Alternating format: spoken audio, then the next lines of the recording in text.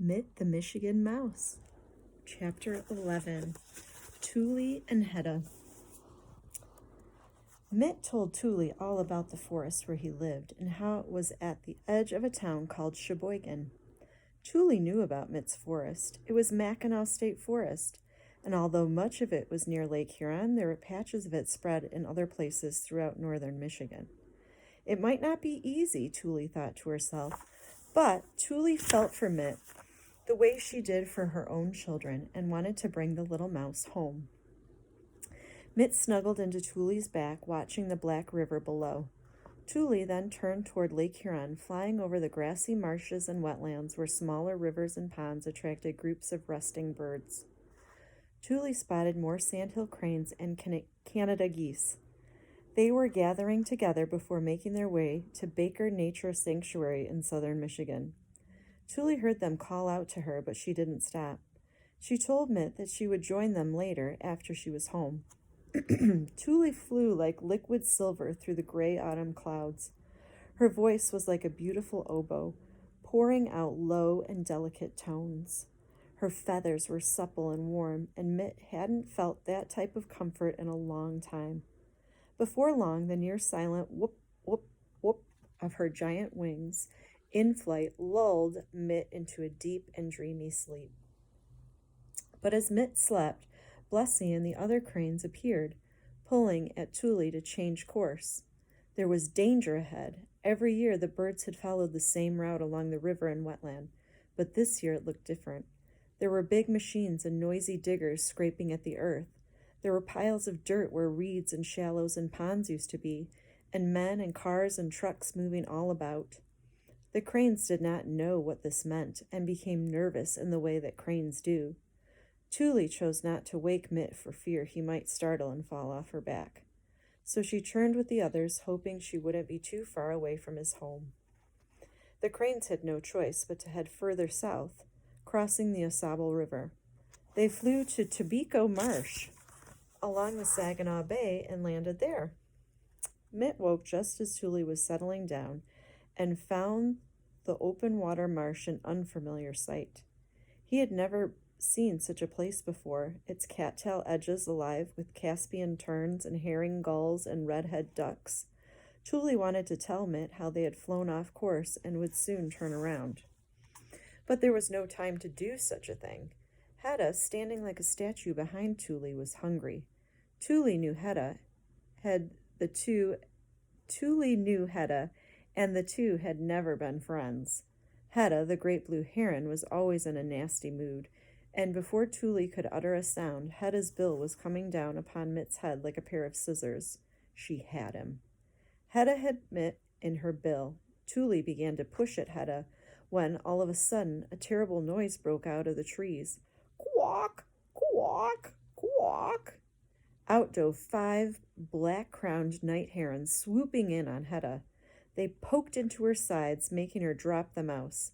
Like Tuli, the stocky night herons did not like Hedda and were happy for a chance to make her lose her food. But there was no way to thank them, for Tuli had grabbed Mitt the first chance she could and flew away. Mitt was happy to be resting in Tuli's feathers again, but this time he stayed awake as they flew onward. Tuli flew until she came to a field with a stone house nearby and a pen with many sheep. "We will be safe here, Mitt," said Tuli. "Tomorrow I will turn around and bring you home." The tired mouse wiped his eyes. He could not tell if they were filled with sleep or if he was going to cry. Tuli bedded down in the field, tucking Mitt beneath her as if he were a small, delicate egg in need of warmth. Chapter 12. May's Playmate. Mitt woke to the sound of a horse and wagon rolling down the dirt road. Tuli was far afield gathering food, so Mitt explored his surroundings. He followed a fence to a patch of metal pails set on the ground. The pails, he noticed, were filled with seed. Seed! Mitt was hungry. After Tobacco Marsh, he knew he should not leave the watchful eyes of Tuli, but his stomach got the best of him, and he raced to the bucket, and that's when the little girl grabbed him by the tail. She picked him up and dropped him into the pocket of her pinafore. He heard the cranes garbling and croaking to each other and Tuli calling out for him. He tried to answer, but his voice wasn't loud enough. The red-headed girl, whose name was May, hopscotched her way down the dirt road that wound through the grounds at Greenfield Village, where her father worked. There were other items in the pocket besides Mitt. There were 2 old pennies, a glass marble, and a handful of sunflower seeds. Mitt, still hungry, helped himself to a few bites. May skipped into the cider mill where her father was putting apples through an apple press. He took bushel after bushel, shaking the contents of each basket into a large machine. He had been making apple cider all day, and the building smelled sweet and warm. "Daddy, you'll never guess what's in my pocket," she said. "Oh, I could take a few guesses, May, but I'm really busy right now. I'm making cider for all the people who will come to Greenfield Village tomorrow." Mitt listened to them talk to each other. "No, really, Daddy, you will never guess, so just try, please."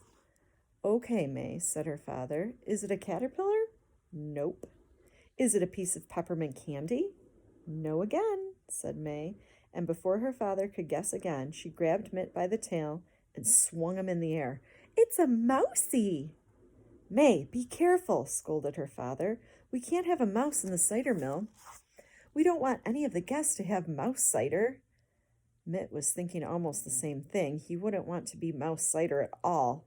But what could he do now? The father went on. "May, I want you to take the mouse outside and put it down so it can go back to its home. It probably lives near the Firestone farm or in the meadow.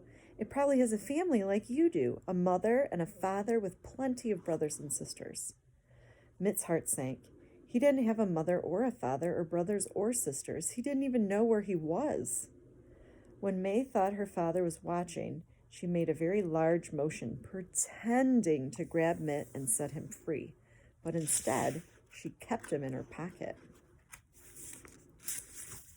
Mitt thought about chewing a hole in her pretty dress and making a run for it, but he had good reason to fear falling into the cider press or getting trampled by a hay wagon. So he had no choice but to speak to the girl in a way that a trapped mouse will speak. "Hey, you! You can't do that. Your father said to let me go, and you must do as he tells you," shouted Mitt. May looked into her pocket, staring at the mouse in disbelief. She peered over her shoulder to see if her father was watching. He wasn't. She pulled Mitt out of her pocket and set him on the ground, eager to play with him.